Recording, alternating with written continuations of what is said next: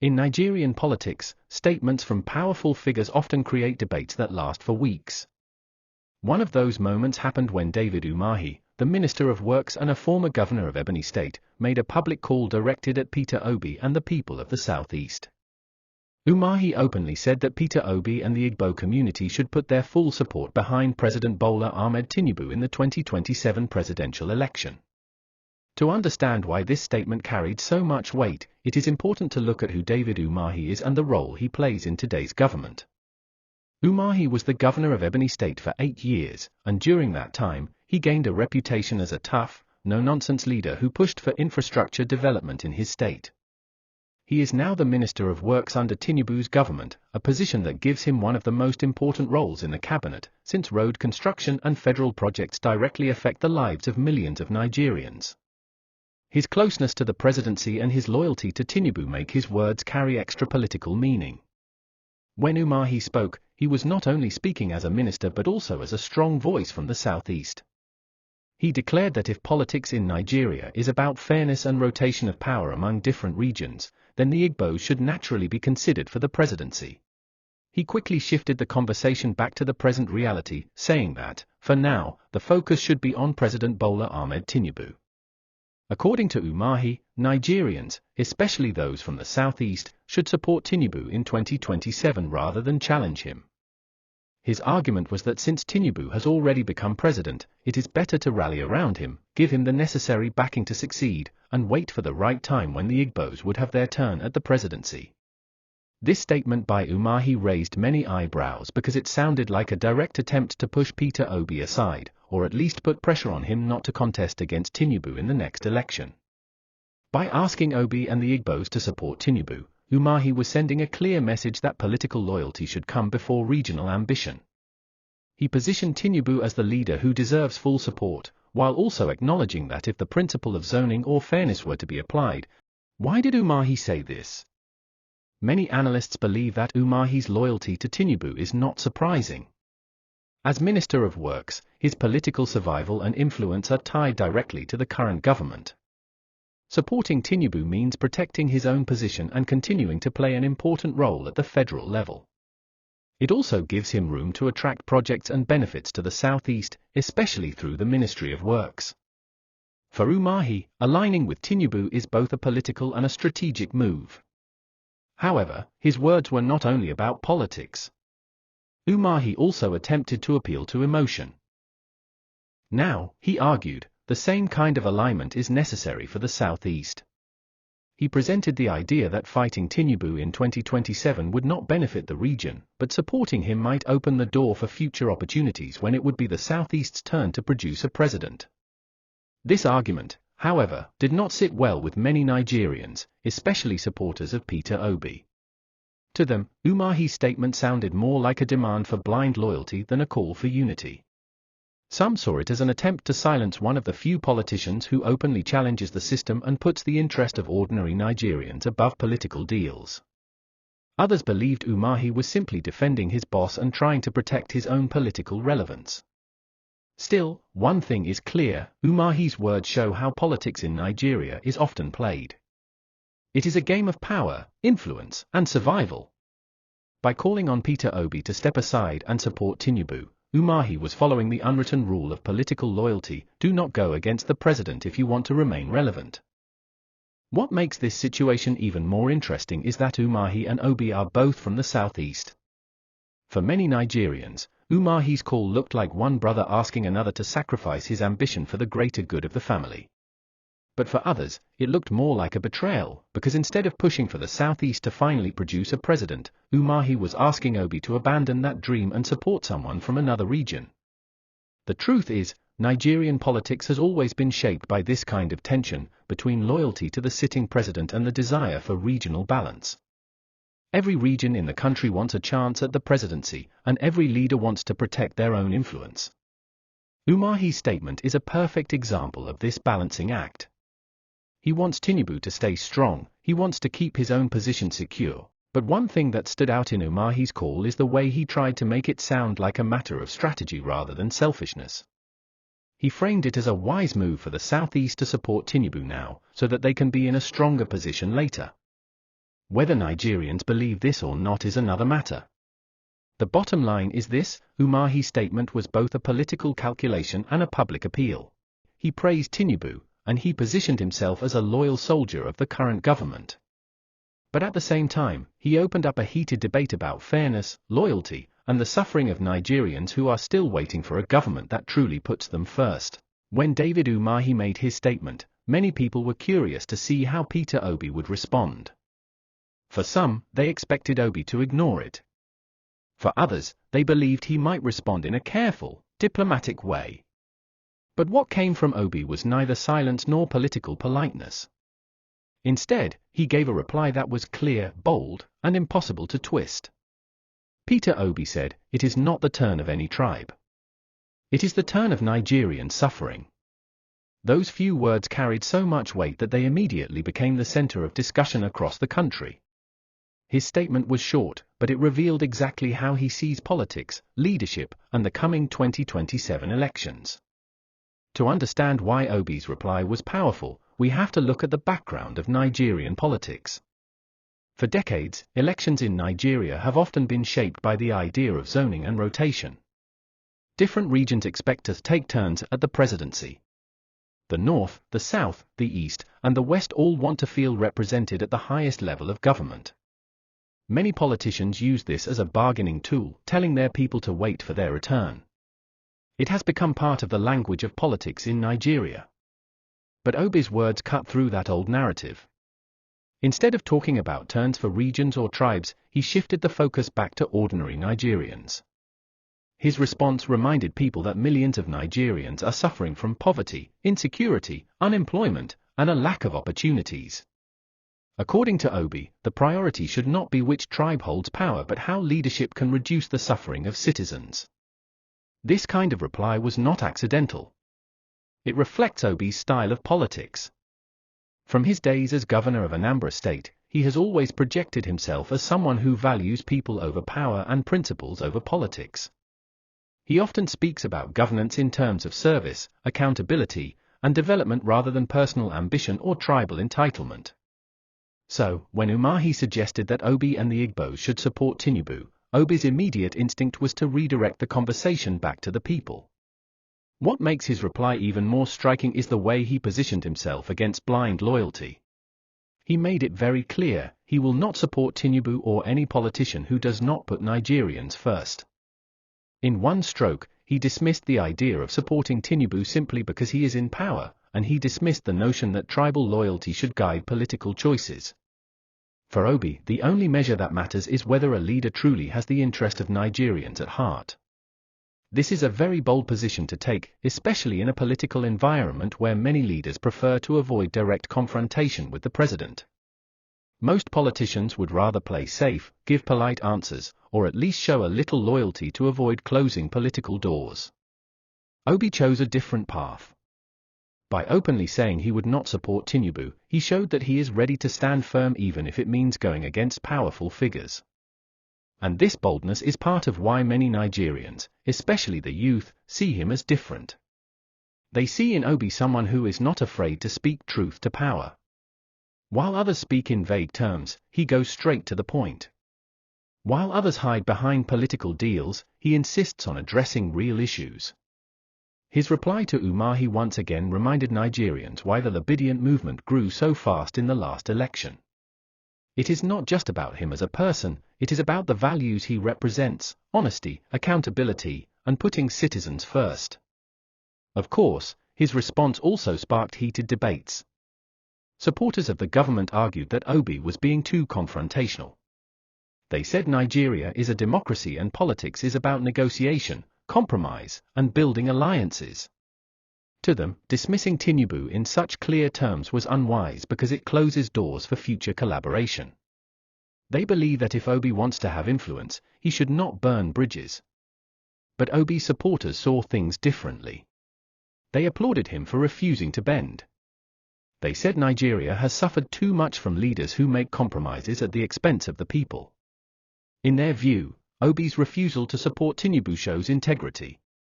It shows that he is not chasing personal gain or trying to protect his political career. Instead, he is willing to take a stand for what he believes is right, even if it costs him politically.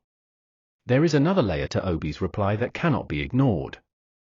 By saying it is the turn of Nigerian suffering, he shifted the debate away from politicians and brought it back to the masses. This move is strategic because it strengthens his connection with ordinary citizens. It tells the poor, the unemployed youth, the struggling families, and the millions barely surviving that they are the ones who matter. Instead of speaking to politicians, Obi was speaking to Nigerians directly. He was telling them, you are the priority, not power sharing among elites. This is also a smart way of drawing a clear line between himself and the political establishment. In Nigeria, many citizens feel disconnected from politicians. They see politics as a game played by elites who make deals among themselves while ordinary people suffer. By rejecting that game, Obi is positioning himself as the candidate of the people, not of the political class. However, this comes with challenges. Taking such a strong position means Obi will likely face resistance from powerful networks that control the system. Politics in Nigeria is built on alliances, and those who refuse to play along are often pushed to the margins. But Obi's confidence seems to come from his growing support base among ordinary Nigerians, especially the youth. His belief is that if Nigerians themselves rise and demand change, no political alliance can stop them. Another important point about Obi's reply is the moral tone. By refusing to tie himself to Tinubu, he is also sending a message about accountability. He is saying leaders must be judged by their actions, not by their positions. If a leader does not govern in a way that benefits Nigerians, Obi will not support that leader.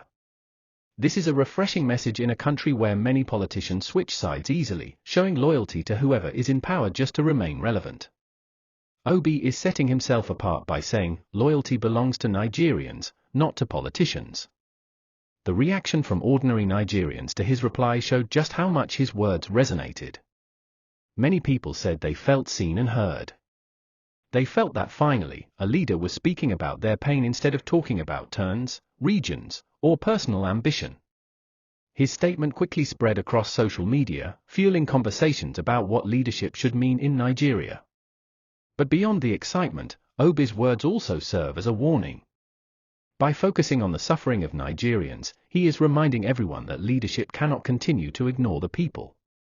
Politicians may argue about power sharing, but at the end of the day, it is the people's pain that decides the future of the country. Obi's reply is not just a rejection of Umahi's call, it is also a challenge to the political establishment to wake up and face reality. In summary, Obi's response to Umahi was simple yet profound. He shifted the conversation from tribal politics to national suffering. He refused to show blind loyalty to Tinubu or any politician who does not prioritize the people. He reminded Nigerians that the real turn belongs to them, the ordinary citizens who have carried the weight of bad governance for too long. His words may have been brief, but they carried a depth that exposed the heart of his political philosophy: people first, politics second.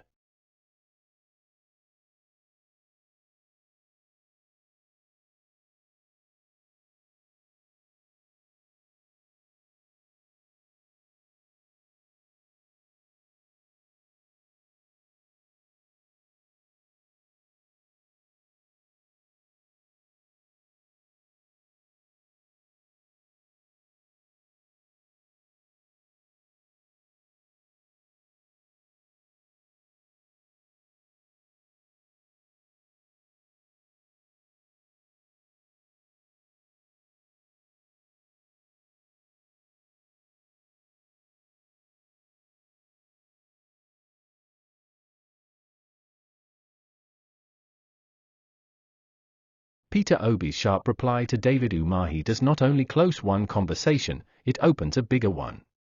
His words may have been brief, but the implications for 2027 and for Nigerian politics as a whole are very deep. Nigerians are reading between the lines, trying to understand what this means for the future, and the signals are too strong to ignore. The first big takeaway is that Obi has once again made it clear that he will not be pressured into supporting a system he does not believe in. Umahi's call was a classic example of the kind of political talk Nigerians are used to hearing: talk about loyalty, talk about regions, talk about waiting for your turn. In the old way of politics, Obi would have been expected to give a safe answer, maybe praise Tinubu, and promise to wait patiently. But Obi's rejection of that idea tells Nigerians that he is not ready to fall back into the old patterns. He wants to represent something different. This reply is also important because Obi has not officially declared his intention to run for president in 2027. Since the 2023 elections, Nigerians have been asking, will he contest again? Will he build on the momentum of the Obidient movement? Or will he step aside and let someone else carry the torch?